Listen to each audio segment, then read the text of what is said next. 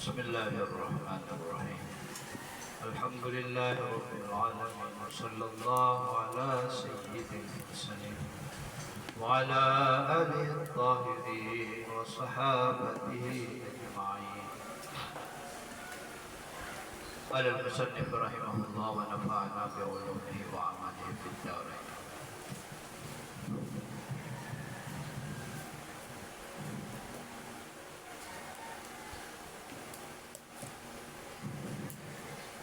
Wa in lam yu'arid al-muqayyada muqayyadun akhar. Kung hindi magmuarada, kung hindi tablahin ang isang muqayyad ng ibang muqayyad.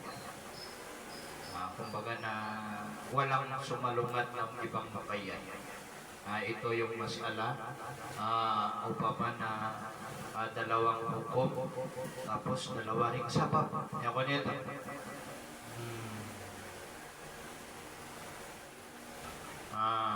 O kaya isang hukom pero dalawa ang sabab. Isang hukom, dalawa ang sabab. O isang hukom, dalawa ang dahilan.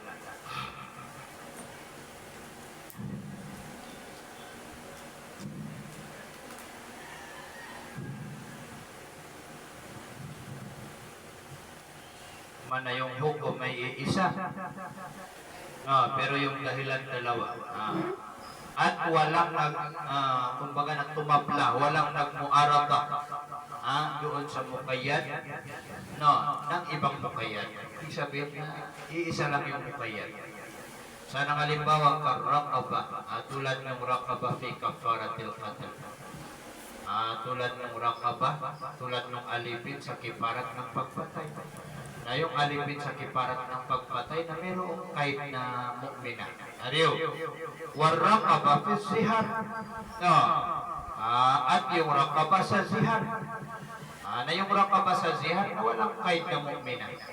Na quyyidan bil imani fil qatli na kinaidan. Ariyo. Dinugtungan siya na ar-raqaba bil iman ng iman yani mu'min fil qatli sa kafaratul qatl doon sa kiparat ng pagpatay. Wa utliqat fi zihar at initlaq siya na ar-raqaba fi zihar. Ibig sabihin walang kahit.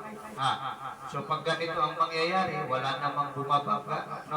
Iisa ang hukom. Anong hukom? Lamon kiparat o pabau. Kiparat ng zihar, kiparat ng pagpatay.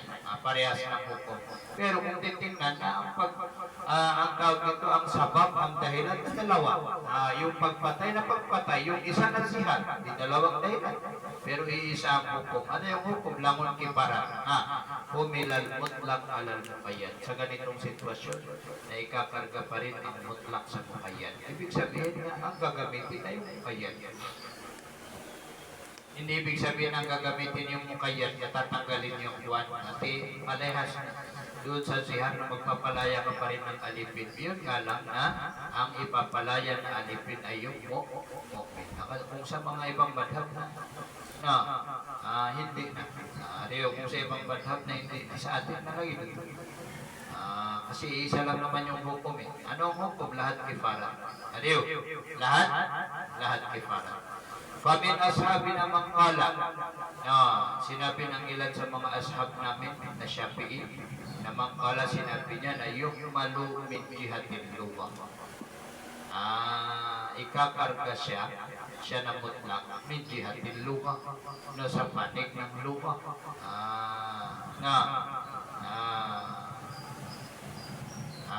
Mula doon sa panig ng luwa. Ikakarga doon sa panig ng luwa. Yan pag sa panig ng luwa na hindi na kailangan ng ilad, hindi na kailangan ng jamming. Kasi ganito yan. Yung zihar, kapag nag-zihar, wajib ang kiparat. Kapag pumatay, wajib din mag-kiparat. So parehas yung dalawa na yun na wajib mag-kiparat. Wajib mag-kiparat. Na kung sa luga, kung sa salita, na hindi na kailangan ng pagtutunghan tawag ito. Okay na yun, sabi ng ilan sa mga ashab kasi yun ang fatwa nila eh. Basta yung isang hukom, ariyo. Pero kahit dalawa ang sabab na basta walang naaron sa pagitan ng mga mukayyad, ibig sabihin na walang kumontra na ibang mukayyad, no, na ang gagamitin natin ay yung mukayyad, no, ihahalo din dun sa mutlak. Ayun ang fatwa. Pero sabi ng ilan sa mga ashabu Shafi'i, ikakarga daw yung itlak na yun sa lugaw. Ibig sabihin yung mutlak ng zihar na lugawi yun, hindi yun ang pamanamanawi ka lugawi. So kapag lugawi, ariw, hindi na kailangan ng jamik pag-iipon. Kasi yung paghahambing, kasi para itong kiyasin, no, para itong kiyasin, ubaga sa balaga na para itong tashbih. Na yung sa tashbih, yung paghahambing na kailangan ng pagpaparehasan. Ino to makaplagi, yung zihar at saka yung pagpatay, na bakit ang papalayain ay isang pumpin, kaya lagi-lagi ng kiparat, yun ang maana niya. Pare-parehas na kifarat to ba ba? Parehas pa man ang kifarat, parehas ang pagkifarat. So yun yung tinatawag na jamming. Yun yung tinatawag na jamming. So yung ilan sa mga ashab natin, correct na yun, ikarga yung mutlak sa mukayyad. Pero yung pagkakarga na yun, yan yung pagkakarga ng mutlak doon sa mukayyad, nasa panig ng luwa. Kaya nga sabi niya dito sa number 6, ay bimujarrad wurudil lab min ghairi hajatin, no, na hindi kailangan ila jami'in bainahuma, na mayroong mag-iipon sa pagitan ng dalawang lafaz. Yung lafaz ng zihar at saka yung lafaz ng qatl. Hindi na kailangan pong maghanap ng kumbaga tumpukan, yung pagsasamahan nitong dalawa na salita na ito. Hindi na kailangan. Ganun yun. Kasi sa tashbih, na hindi ang tinitingnan na yung lafaz, yung tinitingnan na yung kahulugan. Si Zaid ay parang layon. Ariyo, si Zaid ay parang layon. Na ang tinitingnan doon na yung Obama na yung kahulugan.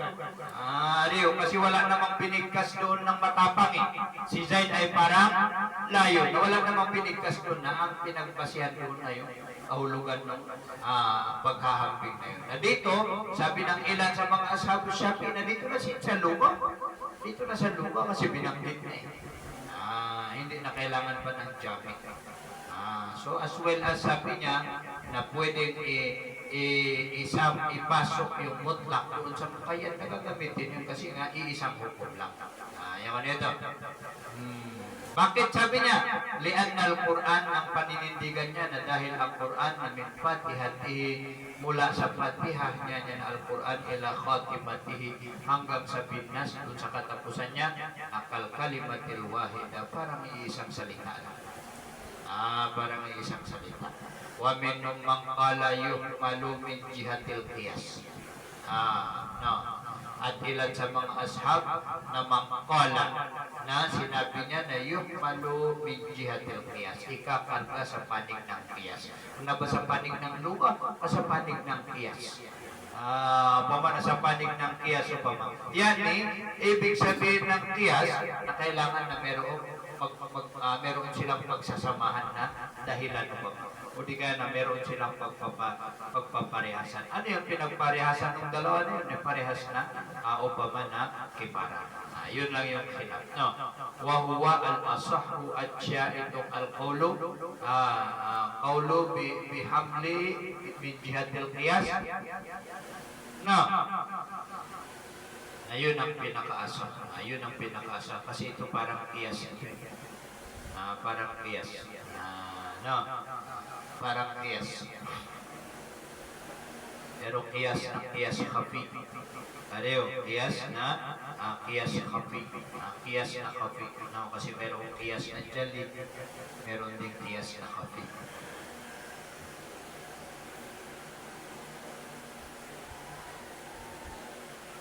Yun ang mas asah. Wa qala ashabu Abi Hanifah rahimahullah, sinabi ng ashab ni Imam Abu Hanifah rahimahullah na la yajuzu hablul mutlaqi ala al-muqayyad.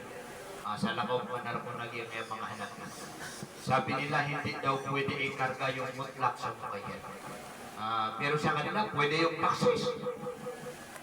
Sige na, nagkapakay sa taksis. Pwede sa kanila yung taksis. Pero yung doon sa mga pamamaraan nila ng pagtaksis. Aliw. Sa kanila na hindi daw pwedeng ikarga yung mutlak at saka muqayyad. Ano dito? Itong masala na ito.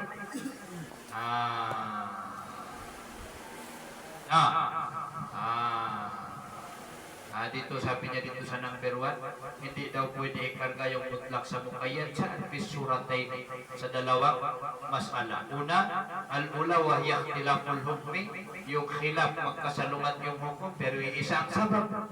Wasalisa, at yung ikatlo sabi niya na ikhtilaf yung sabab, ma'attihadil hukmi, kasabay ng magkaisa yung hukom, katulad nitong halimbawa natin na ito. Na magkaiba yung sabab, ibig sabihin, dalawa ang sabab, pero magkaiba yung hukom.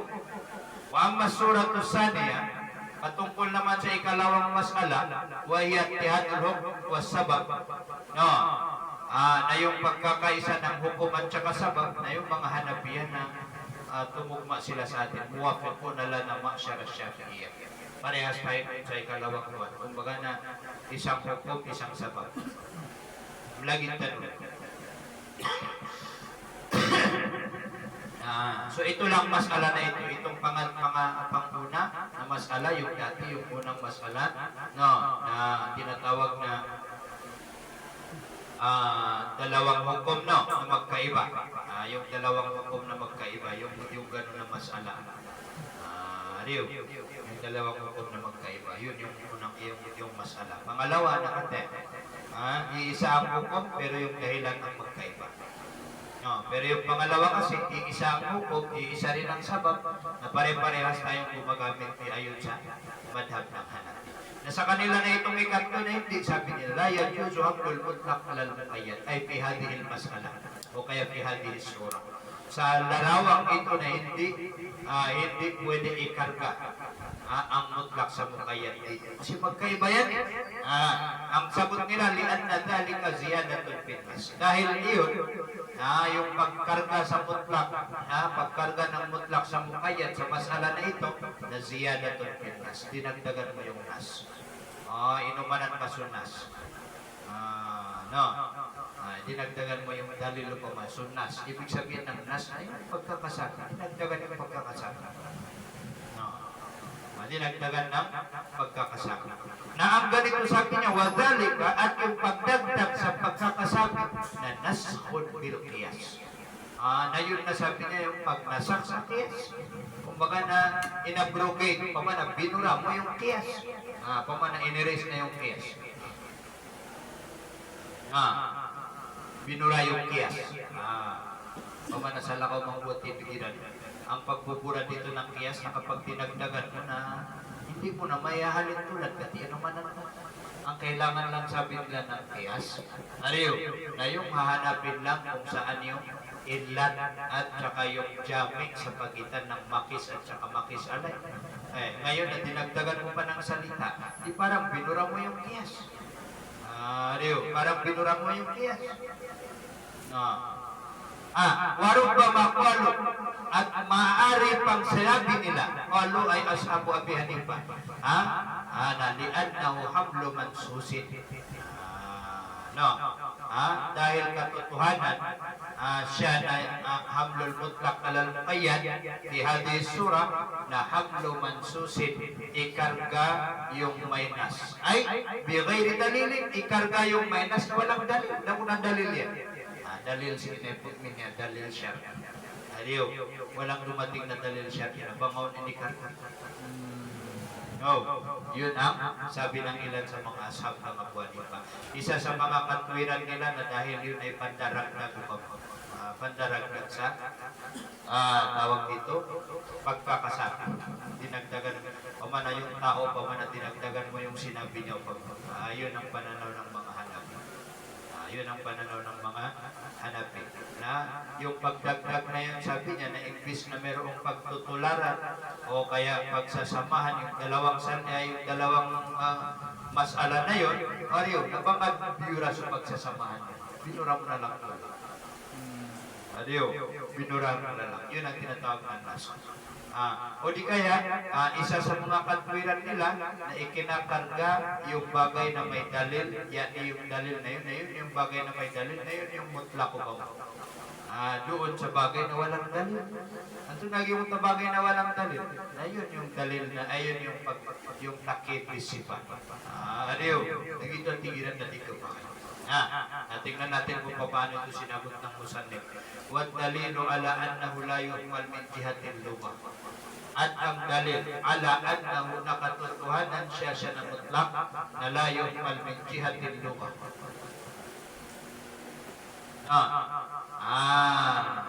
Ito yung rad ito doon sa ilan sa mga ashab. Ang dalil sabi niya na yung mutlak ay hindi pwedeng ikarga sa muqayyad ay min jihatil lugha sa panig ng lugha na annal lafza. Dalil mubtada anna khabar. Annal lafza alladhi warada na yung salitang dumating fihi at-taqidu na meron sa kanya na lafaz at taqidu meron tinatawag na taqid may. Ano yun? Wahuwal qatlu. Yung salita na yun na al-qatlu na may kaidir na ang kiparat niya ay rakabatin mu'mina na la yatalawal mutlaqa hindi niya maabot. Yung salitang iyon al-mutlaq. Doon yan raw tagi yung tamutlaq. Gustong ipangaral. Pamana, pero magpatalaw ng mu'minan, patahriru raqabatin mu'minatin. Ayon sa ayat, sino man ang pumatay ng isang tao na magpapalaya siya ng isang alipin ng mu'min. Adiyo. Na yung hukom na yun, na pagpapalaya ng isang hukom ay isang alipin na mu'min na hindi niya inabot yung mutlak. Ano yung mutlak? Wahuwa az-ziyad, yung ayat ng ziyad. Walladhina yudahiruna min nisa'im patahriru raqabatin na magpalaya ng isang raqaba, isang alipin.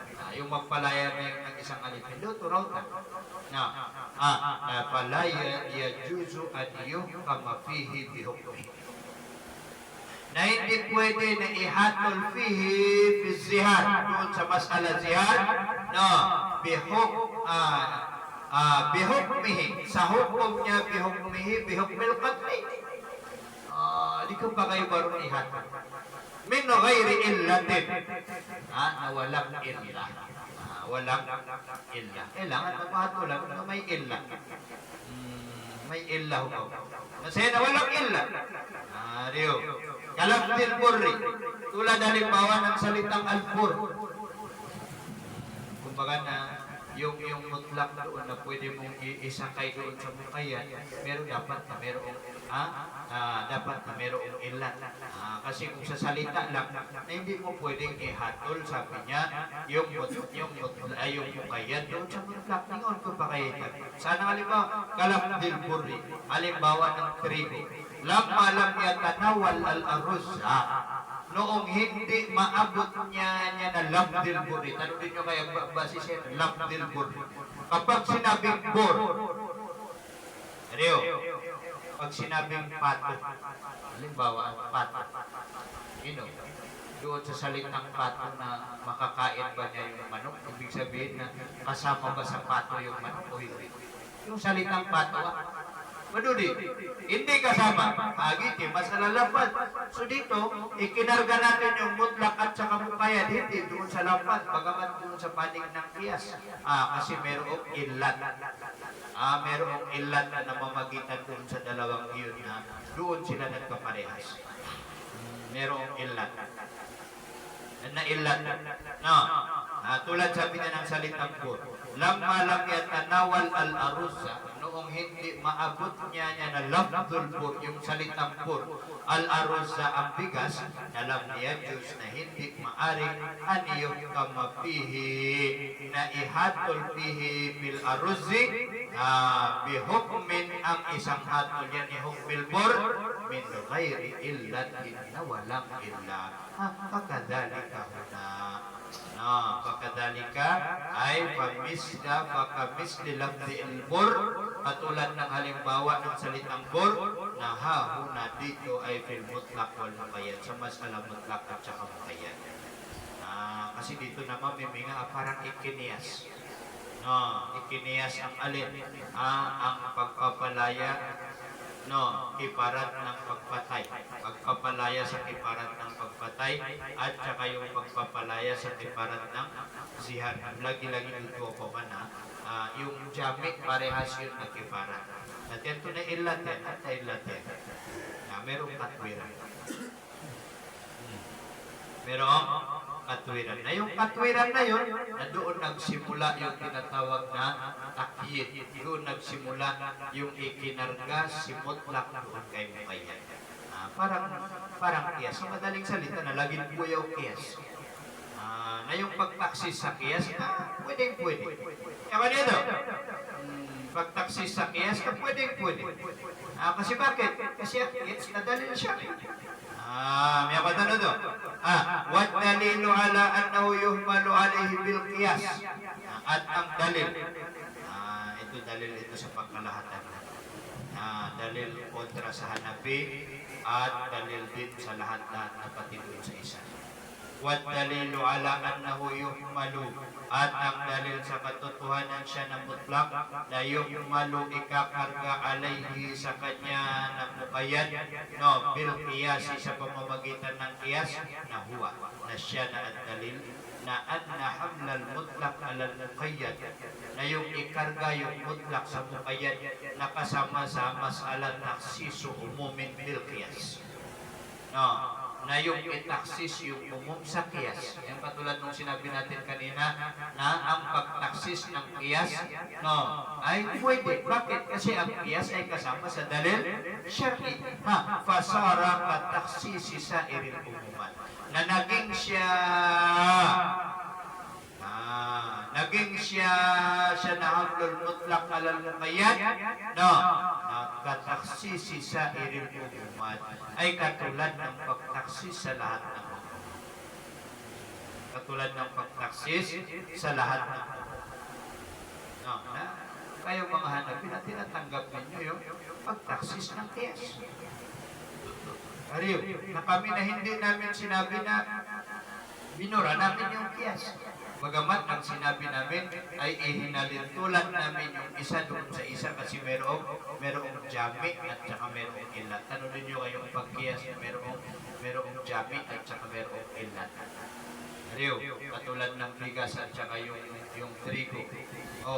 Ang pagkakasamahan ng dalawa na yun ay dahil sa dahil ang pagkakatulad ng dalawang iyon upama na parehas na tawag dito, parehas na pangunahing pagkain. Parehas na pangunahing pagkain. Yun yung iktiyat. Iktiyat. Parehas na pangunahing pagkain. Na yung bigas na meron siyang ilan, ganun din yung trigo na meron din siyang ilan. Na yung ilan nila, nung nagkatugma doon sa tinatawag na lahat nagpapagusto pa. Gitimana nila. So parang ganun din.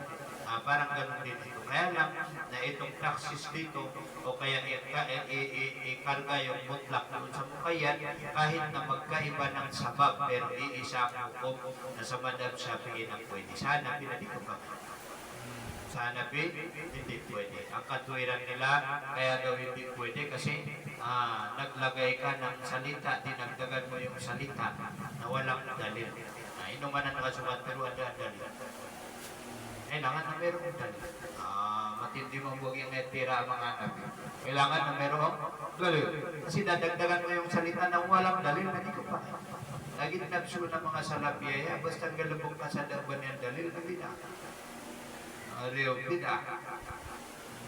Basta ngalupok ka sa dalil yan, bida. Ariyo, kaya sila po na makusar sa kiyas.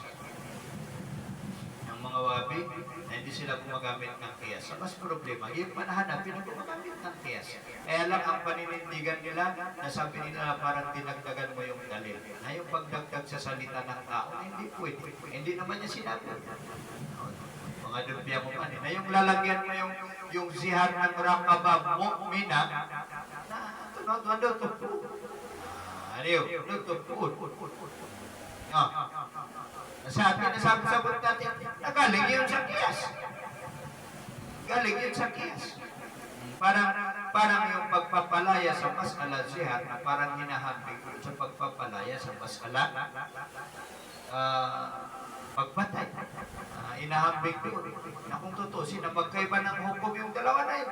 Katulad ng bigas at saka yung trigo na magkaiba yun. Ang bidot, mga nagpakaplagin din. Imanong abupat, magkaiba. Ito yung bidot niya.